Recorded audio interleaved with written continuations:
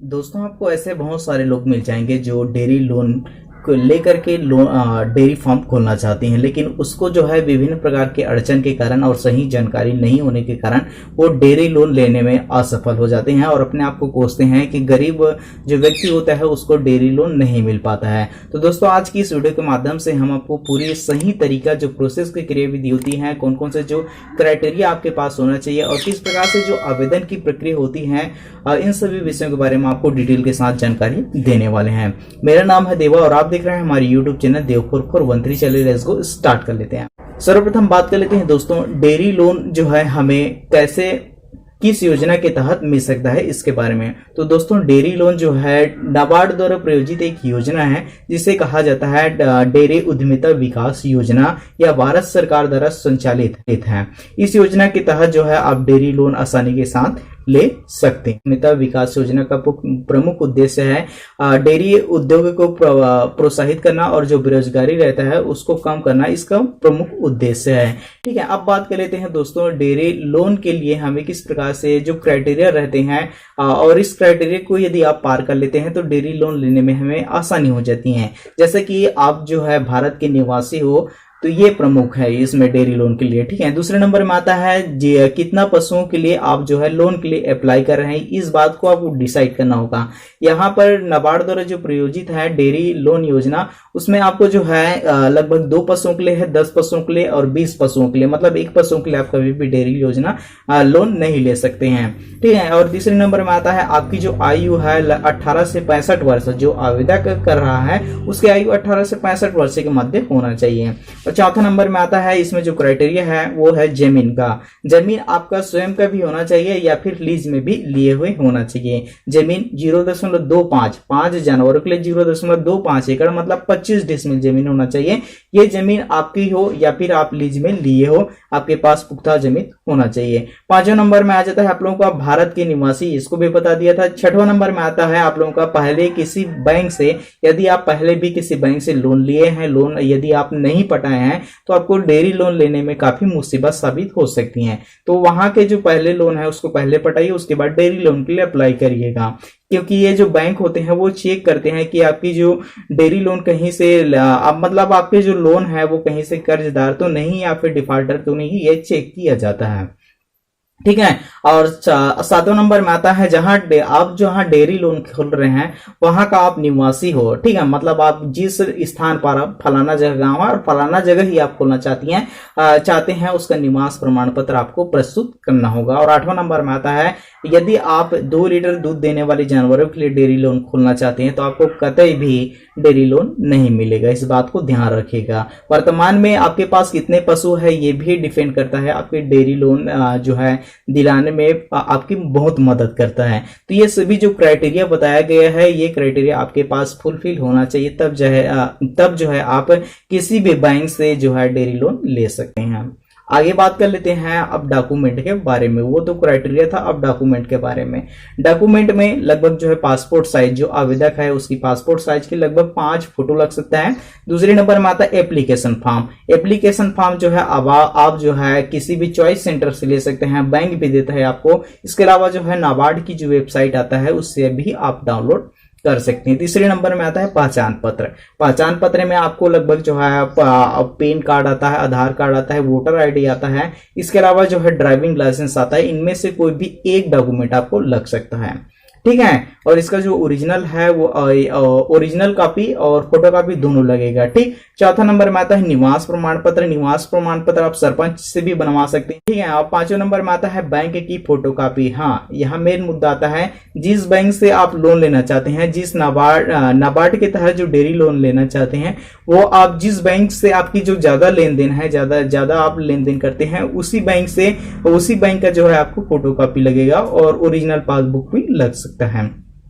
ठीक है, आगे बात कर लेते हैं। छठवां नंबर में जाति प्रमाण पत्र लगेगा। जाति प्रमाण पत्र इससे तात्पर्य यह है कि जाति प्रमाण पत्र में आपको सब्सिडी में छूट मिलता है। सातवां नंबर में आता है योजना से संबंधित जो महत्वपूर्ण बातें रहती हैं, जैसे कौन कौन से जो महत्वपूर्ण बातें हैं वो आगे बताएंगे हम आपको। और आठवां नंबर में आता है जो प्रोजेक्ट से संबंधित मतलब प्रोजेक्ट बिजनेस प्लान आपके पास होना चाहिए। यदि आप सक्सेस बिजनेस प्रोजेक्ट प्लान नहीं रखते हैं अपने पास, तो मतलब आपको जो है कोई भी बैंक लोन देने से हिचकिचाता है। ये जरूर देखिए, अब जरूर जानिएगा, आगे मैं बताऊंगा कैसे हिचकिचाता है इसके बारे में। अब बात कर लेते हैं दोस्तों सब्सिडी के बारे में। इतने जो लगभग जो है 8 प्रकार के आपको डॉक्यूमेंट लगता है। अब सब्सिडी और छूट के बारे में बता देते हैं, जो लाभ होता है उसके बारे में। तो दोस्तों नाबार्ड द्वारा जो प्रायोजित है डेयरी उद्यमिकी विकास योजना के तहत आपको बहुत ज्यादा ही आपको छूट प्रोवाइड किया जाता है। यदि 1 जानवरों की बात किया जाए तो 1 जानवर में आपको 17,700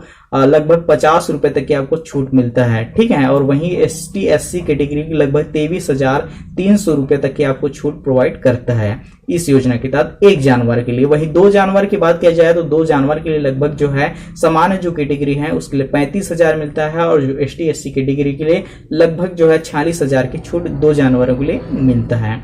वहीं यदि 10 जानवरों की बात किया जाए तो टोटल जो छूट होता है 1,70,000 रुपया आपको जो है टोटल छूट प्रोवाइड किया जाता है, मतलब सब्सिडी मिल जाती है। ठीक है, तो अब ऐसे भी समझ लीजिएगा, यहाँ 2 पशुओं से लेकर के 20 पशुओं तक के आपको जो है लोन देता है डेयरी लोन के तहत। ठीक है, और टोटल यदि बात किया जाए छूट की तो टोटल जो छूट होता है सामान्य जो कैटेगरी के लिए 25% जो छूट प्रोवाइड किया जाता है, वह ST SC कैटेगरी के लिए 33% छूट प्रोवाइड किया जाता है। ठीक है, ये मेन मुद्दा आता है आप लोगों का। आगे बढ़ लेते हैं दोस्तों। लोन कितने दिनों के लिए दिया जाता है और कितने दिनों में हम इस लोन को वापस करना होता है, इसके बारे में जान लेते हैं। तो जो लोन लिए हैं और अधिकतम लोन भी बता देते हैं कि अधिकतम जो लोन होता है वो 20 जानवरों के लिए दिया जाता है, और 7 लाख रुपए तक के आपको 10 जानवरों के लिए लोन दिया जाता है। अब जो लोन लिए हैं उसको पटाना भी जरूरी रहता है, और इसमें इंटरेस्ट भी जुड़ता है, इंटरेस्ट EMI भी जुड़ता है। ठीक है, अब लोन की जो अवधि होता है वो लगभग आपके ऊपर डिपेंड करता है, आपकी जो प्रॉफिट कितना हो रहा है, कितने आप जो है उसमें मार्जिन कमा रहे हैं, ये आपके ऊपर डिपेंड करता है। हालांकि इसकी जो वापसी का जो आय का जो वापसी होता है, मतलब लोन लिए हैं उसको वापसी लगभग 5 से 7 साल के भीतर करना होता है, जो बहुत काफी समय होता है। यहाँ पर मेन मुद्दा और भी आ जाता है डेयरी लोन के बारे में, और कुछ जानकारी दे देते हैं जो आप कभी भी यदि थोड़ा सा भी मिस्टेक करते हैं इस जानकारी को तो आपको लोन लेने में बहुत ही दिक्कत हो जाती हैं। कौन सा आपके पास जो बिजनेस प्लान बता रहा था और योजना से संबंधित जो जानकारी बता रहा था वो ये था। पहला नंबर में आप कितने पशुओं के लिए लोन लेना चाहते हैं, ये पहले डिसाइड होना चाहिए। दूसरे नंबर में आता है आपके पास जो वर्तमान में आप कितने पशु ले रखे हैं और वो कितना लीटर दूध देता है, कौन सा पशु है, भैंस है या फिर गाय है, और कितना लोन चाह रहे हैं, और कितना दिनों के अंदर आप उसे वापस कर देंगे, कितना सक्सेस हुए हैं आप। ये सभी जो क्वेश्चन आंसर है वो बैंक के कर्मचारी या फिर नाबार्ड के जो कर्मचारी हैं वो आपसे श्योर ही करेंगे।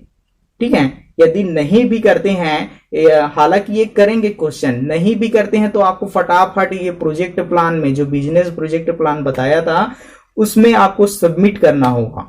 ठीक है, आपके पास कितनी जमीन है और कितने जमीन के तहत आप जो है इस प्रोजेक्ट प्लान को लगा रहे हैं, पानी की सिंचाई की व्यवस्था है या फिर नहीं है, इन सभी बातों को गौर किया जाता है। तब जो है आपको कोई भी जो बैंक होता है, चाहे वो नाबार्ड ही क्यों ना हो, वो आपको लोन देता है। अन्यथा ऐसे चले जाते हैं कोई भी व्यक्ति जो किसान होते हैं उसको सटीक जानकारी नहीं रहता है और वो ऐसे ही किसी बैंक में चले जाते हैं, उसको लोन नहीं मिल पाता है। यही कारण है। तो उसको जो पूरी जो मटेरियल बताया है आप लोगों को, आपके पास कितनी जमीन है, कितनी गाय है, कितना लीटर दूध देता है, वर्तमान में आप कितने जो जानवर रखे हैं, वर्तमान में आप आगे कितना जानवर के लिए लोन लेना चाहते हैं, ये सभी बातें जो है आपको पहले से पता रहना चाहिए, बिजनेस प्रोजेक्ट प्लान में शामिल होना चाहिए। तब जो है आप किसी भी बैंक में जाते हैं और वहां के जो कर्मचारी होते हैं वो पूछते हैं तो फटाफट जवाब दे देते हैं, तो आपको जो है लगभग डेफिनेटली 100% मैं चांस कह रहा हूं कि आपको जो है लोन प्रोवाइड कर दिया जाता है। ठीक है, ये सक्सेस है एकदम पूरा गारंटेड है। हाँ, और डिफॉल्ट कभी भी मत होइएगा, तब जा करके आप जो है लोन दे देता है।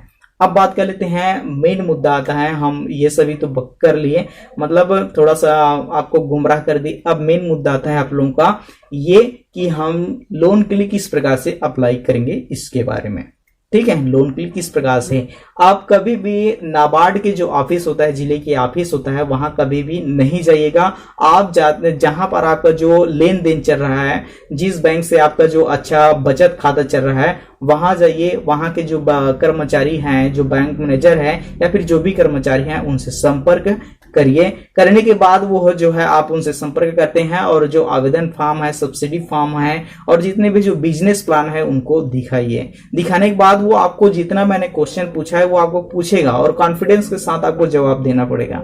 यदि आप जवाब नहीं दे पाते हैं तो आपकी जो लोन है वो बैंक कर्मचारी समझ जाते हैं कि ये लोन लेने में असमर्थ है, मतलब लोन चुकाने में असमर्थ है और इसके जो बिजनेस प्लान है वो ढफ है। क्योंकि उनको भी जो है लोन दे रहे हैं तो उसको भी लगे कि ये लगभग जो है पैसा वापस कर सकता है, तो वो लोन के लिए जो है अप्लाई जो है आपको दे सकता है। ठीक है, तो ये आपको डिसाइड करना होगा कि ये जो लोन है आप ले रहे हैं वो किस आधार पर ले रहे हैं। तो इस प्रकार से जो बैंक के कर्मचारी हैं वो आगे की प्रोसेस की क्रियाविधि कर देता है और आपको जो है लोन के लिए अप्लाई कर देता है। लोन मिलेगा कैसे, आप यहां सुनेगा। जैसे ही आप उस कर्मचारी से संपर्क करता है, करने के बाद वो आपको जानकारी देता है। जानकारी देने के बाद जो आपने आवेदन पत्र और जितने भी जो डॉक्यूमेंट है उसको आगे पहुंचाता है, मतलब नाबार्ड के जो वेबसाइट है उसमें पहुंचा देता है और नाबार्ड के जो अधिकारी है उसके पास पहुंचाता है। उसके बाद थोड़ा सा छानबीन होता है, उसके बाद ही आपको लोन के लिए अप्लाई किया जाता है, मतलब आपको लोन प्रोवाइड किया जाता है। ठीक है, तो इस प्रकार से जो लोन लेने की जो प्रक्रिया चलती है, मेन मुद्दों डिपेंडेड करता है आपकी जो कॉन्फिडेंस है और उसके जो बोलने का तजुर्बा है उस पर डिपेंड करता है, ना कि गरीबी पर डिपेंड करता है। तो आई होप यू दोस्तों लोन से जुड़ी हुई जो जितने भी जानकारी है, हाँ यहाँ पर एक मेन मुद्दा और आता है आप लोगों का कि आप जब भी लोन के लिए अप्लाई करते हैं तो 6 से 7 माह तक के आपको लगभग आपके जो बिजनेस प्लान है उसको सक्सेस होने के लिए आपको समय दिया जाता है, जिसमें EMI जो लगता है उसमें 6 से 7 माह तक के आपको छूट प्रोवाइड किया जाता है। बाद में आपको जो सब्सिडी रहता है उसमें छूट मिलता है। इसके बाद जो है आपको आपके जो ब्याज रहता है 6 से 7 माह के ब्याज जो है वो जुड़ता रहता है। ठीक है, तो इस प्रकार से जो है आप बैंक लोन के लिए अप्लाई कर सकते हैं। हालांकि जो वीडियो था वो थोड़ा सा बोरियस कर दिया क्योंकि आपको जो है नॉलेज देना था। तो इस प्रकार से दोस्तों इस वीडियो के माध्यम से हम आपको पूरी सटीक जानकारी प्रोवाइड कर चुके हैं। और इसी प्रकार से दोस्तों यदि आप लोन से जुड़ी हुई, फाइनेंस से जुड़ी हुई और कोर्सेज के बारे में जानकारी प्राप्त करना चाहते हैं तो चैनल देव 413 को सब्सक्राइब कर लीजिए व घंटी का बिल खुलता ऑल नोटिफिकेशन बेल उसको भी दबा दीजिएगा ताकि आपको रोजाना अपडेट वीडियो प्राप्त होते रहे इसी प्रकार से कोर्सेज से जुड़े हुए विभिन्न प्रकार के जानकारी के साथ में। तब तक के लिए कहते हैं हम आपको जय हिंद, अलविदा और नेक्स्ट टॉपिक में मिलेंगे आपको नए सिरे के साथ में।